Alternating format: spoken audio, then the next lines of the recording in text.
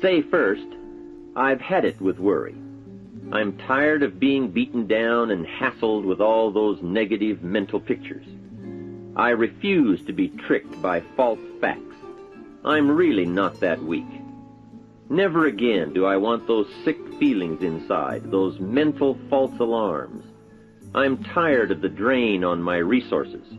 I'm tired of the embarrassment of the lack of confidence. I don't want people, especially my family, to see me in this state anymore. I've got more to offer. I refuse to let my life be short-circuited any longer by letting my mind run wild with a distorted view of the facts, whether I bring it up or if it comes from someone else. Prove it to yourself. Think back over all the things that you worried about, all the fantastic, catastrophic events that your well-meaning advisors had told you were going to happen. Be pleased that none of them ever happened to you, or else you would not be alive today. 90% of the things you worry about never happen anyway. All of us have had these well-meaning advisors who want to appear larger in the eyes of those they wish to advise, and who immediately rear back and describe every single bad option they can think of that might possibly happen. By the time they have finished, the one who has come for some confidence and some help wonders why he even bothers to live anymore. And the fact is, those things are never really going to happen anyway. Bring to question now what your mind tells you or what others tell you, and pledge not to go for false alarms. I've had it is a good beginning. This first step will start you arguing with your worry thoughts. Soon you will start to examine your fears and worries to see if they are valid, and you won't let your mind play those mental tricks any longer. It is possible to destroy any emotion you have, including worry and fear, by a very simple process, and that is, analyze it to death. Drag it out on the table and look at it. Weigh it against all of your past experiences. Make sure this one can stand against all the past facts you have. You will now start to use worry instead of letting worry use you. It's a beginning, being in control instead of out of control. You will now let concern and the first signs of worry prompt you to learn, ask questions, and look at all sides in order to evaluate true, positive, constructive action. Now you can say, I will let fear advise me of the facts, but I won't let fear tell me these are all the facts. Nor will I let fear determine my reaction to the facts. I will gladly take up the war of faith over doubt, reason over fear, and positive expectation over worry. So talk to yourself right now into a change of attitude. Be persuasive. Go all out. Show yourself the hell if you don't, and the good life of answers and progress if you do. Say to yourself, what a fantastic feeling it must be to stop the panic drain on my mental energy, emotion, and physical strength. Imagine putting all that saved energy and emotion and strength into my action plans for the good life. Hey, accept the challenge. Believe your beliefs, doubt your doubts, stay on the campaign to give worry a bad time. Like being your own conscientious judge, say, I've had it with the presentation of a one-sided story. I sustain the objection that worry has failed to bring out all the facts. I despise these mental courtroom maneuvers that try to belittle my client, me. I demand the whole truth, and if worry will not be silent, I may cite him for contempt of the court of reason. Call up that scene often when worry wants to hassle you with the same old tricks and the same old results. It will work every time. Okay, let's move on to some really positive steps. If you can survive all that has happened to you up to this moment in your life, in spite of doing and thinking many of the wrong things, Imagine how you can succeed by now starting to do some of the right things. First, the best answer to worry is confidence, and confidence starts first with awareness. Here is one of the most important lessons in life to learn. Life and business is like the changing seasons, and the real challenge of life is to learn how to handle the winter and take advantage of the spring. In short, that's it. You see, winter always comes, but so does the spring. Night follows day, but also day follows night. Sure, the tide goes out, but it always comes in. Opportunity follows difficulty as surely as difficulty follows opportunity. I have written and recorded much on how to take advantage of the spring, how to cash in on life's opportunities, work hard all summer, learn more ways to plant and protect what you invest, and to reap in the fall without complaint, knowing it's your harvest and you've reaped what you've sown. For this subject, however, let's talk about how to handle the winters, those times when worry, like winter, takes its heavy toll. So, we tell it like it is. Winter always comes. So does the night. Some happenings in our life will always be a cause for concern, and sometimes concern turns to worry, and worry turns to fear. But remember, that is to be expected. Each day, each event, each season brings both expected and unexpected challenges that we must think about and make decisions on. Life is like a stream that flows continuously. The better we understand that, the better chance we have to produce good results out of all of our challenges. May I suggest something to you? I have a friend who is an avid skier. You know something? He can only ski in the wintertime. You can only hunt the elk when the snow falls in the high mountains and drives them down. That's called wintertime. You see, it's all right if it's 12 below. Just be prepared for the winter. And here is a good thought.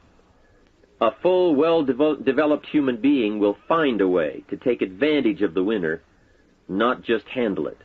The big challenge is to make something out of each opportunity.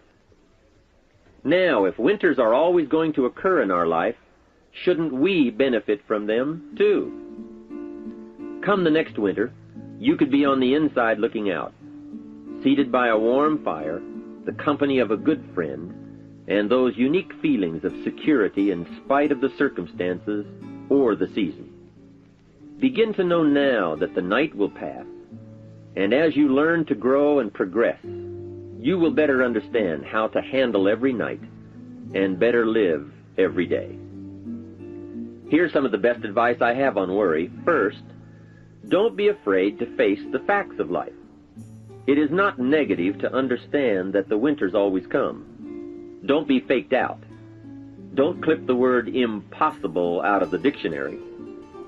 Sure, the Bible says all things are possible, but I don't really understand all that means. My daughters ask me, have you ever tried putting toothpaste back in the tube? Don't say I don't want to hear the problem. I don't want to see the difficulty. Don't show me the weeds. Don't say anything negative. Only see the positive. That's foolish. There is a thin line between positive thinking and kidding yourself. And remember, there's also a thin line between faith and folly. Here is the key. Humans have the unique ability to see it as it is, and they also have the ability to see it better than it is. One is called fact, the other is called faith. Faith you develop, facts you acquire. The facts you acquire are essential. It's like belief. You constantly must find facts to support your belief. Faith says, I will move mountains. It doesn't say, I will move mountains if someone gives me a bulldozer. I'll move a mountain if they will build me a road up there, if the weather's nice, if they give me a shovel. Faith just says, I will move mountains. Faith doesn't ask for a result to prove its existence. Faith is because it is. And remember, people die for faith. And some people give up everything they own, their life, for faith. Many years ago, over in Vietnam, a Buddhist monk did a very clever thing. He did the ultimate in political dissent. He burned himself to death. That toppled the government. That was faith. Totality begets totality. Here is a good prayer. Help me to see it as it is, and help me to see it better than it is, and then inspire me to act. Facts and faith and action. What a combination for personal progress. And action puts fear to flight. An Old Testament phrase says, "Watch the ants, you sluggard. Consider their ways and be wise." Not a bad suggestion. The study of ants. What do they do in the summer to prepare for the winter? That's a lesson in life and survival. Happiness, wealth, peace, security, success, safety, friendship, reward, results, and all human achievement comes from a growing ability to understand and handle the changing seasons. And so we come right back to the theme of our entire enterprise, self-development. Learn to work harder on yourself than anything else. The key to all success in economics or mental health is self-development. It will all change for the better when you change for the better. It's what you become that really counts. And you are the only variable. So a good statement is, you can't be all positive. You can't be all confident. You can't be all faith. But confidence and faith and courage and inspiration can dominate worry and fear. Physical and emotional forces are always at work, and something will win and conquer.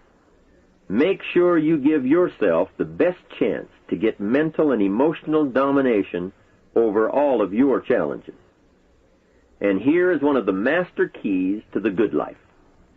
Developing the intelligence and accepting the challenge of putting all of your emotional experience into their rightful ratio. Beginning this progress can bring about the most dramatic changes. You see, disappointment is like winter. It always comes.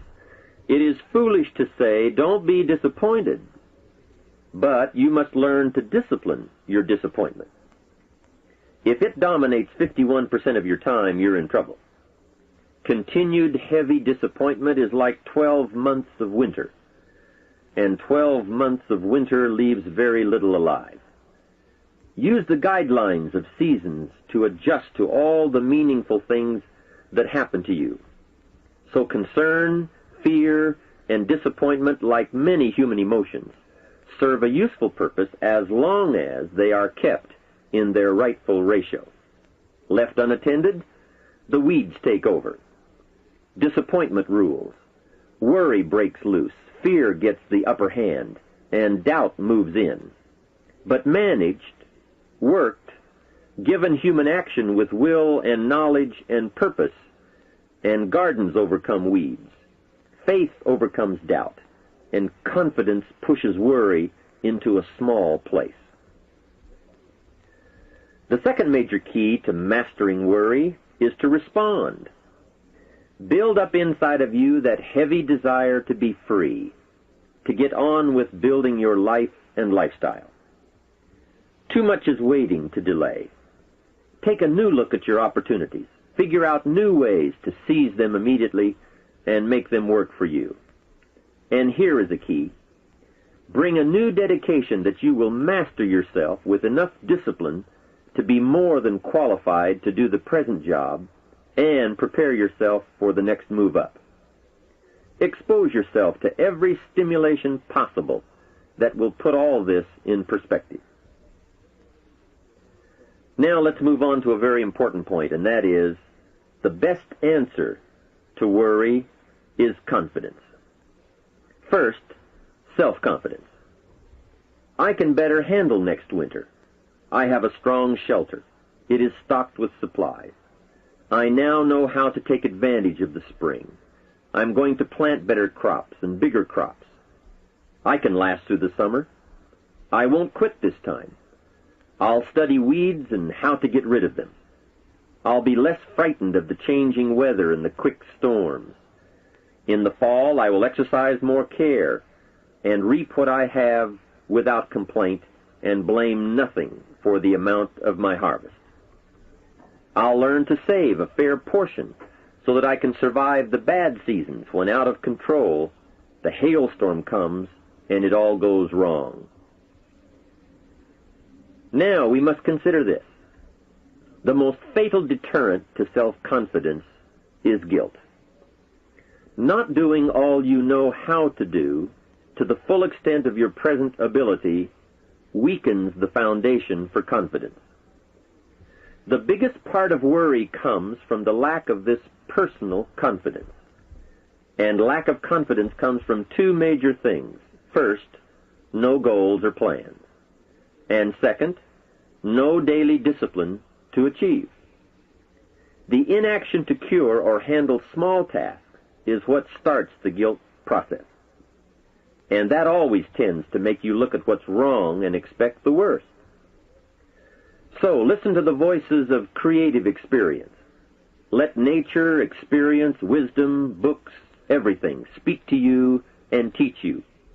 Remember, both opportunity and challenge await action. Everything yields to diligence. It's not what you can do, it's what you will do that counts. And undeveloped ability comes from three problems. First, lack of inspiration to find out. Second, lack of reasons to learn. And third, lack of applied time and action for developing those abilities.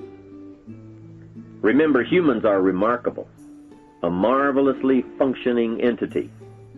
Imagine how uniquely your body and mind have survived and managed to function in spite of all the worry. Humans don't die easy. They die hard. Develop a plan for your life rather than aimlessly drifting through it, the victim of circumstance. Create your own environment and learn to control it. You control your own mental environment by developing yourself. So go on a crash program to clean up decisions. Get things done. Get other things set up and started and organized. Start doing all the things that would make you feel better. Exercise, diet, reading more books.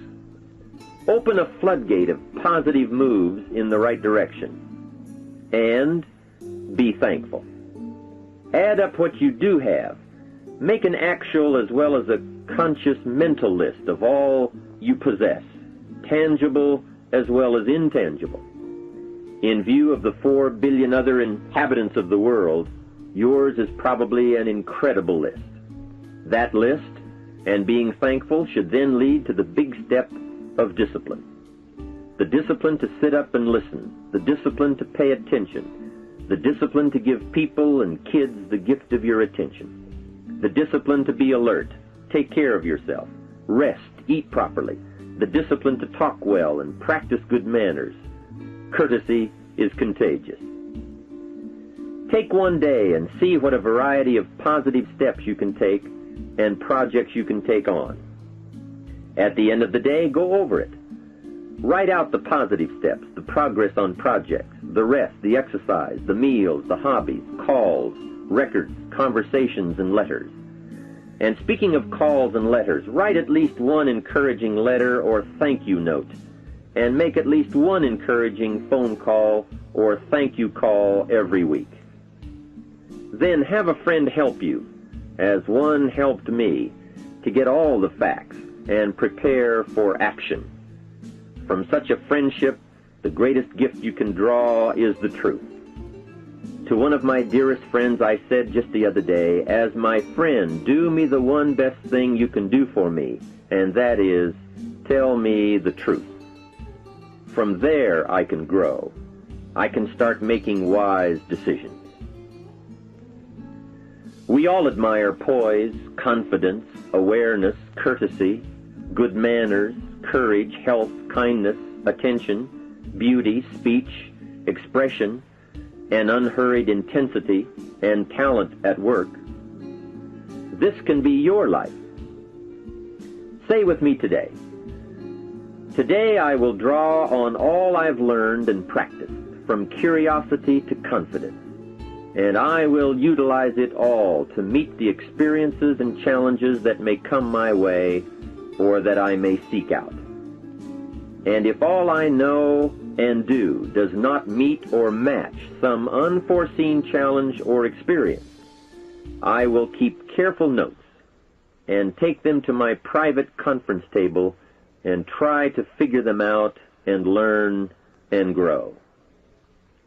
Mixed in my curiosity is thanks that I'm alive and able to see and feel and learn and handle and enjoy being human and being alive, and having been given a chance to turn challenge into experience. How great to have a mind to expand and a soul to nourish, to have hands that can feel, a heart that can experience, a mind that can inquire and learn, a soul that can soar, a body that can respond, to know love, sadness, hope, disappointment, accomplishment, failure, thrills, terror, appreciation, bafflement, wonder, awe, frustration, misery, confidence, courage, contentment, impatience, expectation, apprehension, fulfillment, music, sound, pictures, art, beauty, and harmony. To have all this happen to one is one thing. To know it is all happening is much more. I wish for you that you might develop a growing awareness of the world around you and your possibilities in it. Develop a sense of history and destiny, and be grateful for the opportunity that you have to participate in that grand endeavor. To sum it all up, first understand what worry is. You now know that it can be beneficial and destructive, depending on your awareness. Next, resolve to be free of the habit. That job is up to you, to work on yourself, to get the right attitude. Next, start the daily action of first cleaning up all your current situations.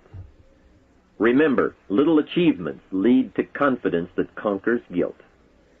Then buy up every challenge to reach your goals. You can now handle it, the winter, the spring, the harvest. Bring a new zeal to every problem, to every fear, to every opportunity. The inspiration from it all and the immediate and future progress that will someday give you a view from the top of your goals, your adventure, and your achievements. In conclusion, let me give you one piece of poetry that sums up what a life of adventure should be like and how you should feel. You are now a seasoned warrior. You bear the scars of honorable battle. And here is where you stand today. The familiar words of William Henley, "Out of the darkness that covers me, black as the pit from pole to pole, I thank whatever gods may be for my unconquerable soul. In the fell clutch of circumstance I have not winced nor cried aloud. Under the bludgeonings of chance my head is bloody but unbowed. It matters not how strait the gate, nor charged to punishments the scroll. I am the captain of my fate, I am the master of my soul." From all of my staff, and from myself, personally, I want to thank you for listening. Let's do something remarkable. To receive more information on Jim Rohn's speaking schedule and products, please visit his website at www.jimrohn.com, where you can also subscribe to receive free the weekly Jim Rohn Easy newsletter. Or you can call Jim's office at 800-929-0434. In the Dallas-Fort Worth area, please call 817-442-5407. All mail should be directed to Jim Rohn International, 2835 Exchange Boulevard, Suite 200, South Lake, Texas, 76092. Thanks again for listening, and make it your best year ever. Here's to your success.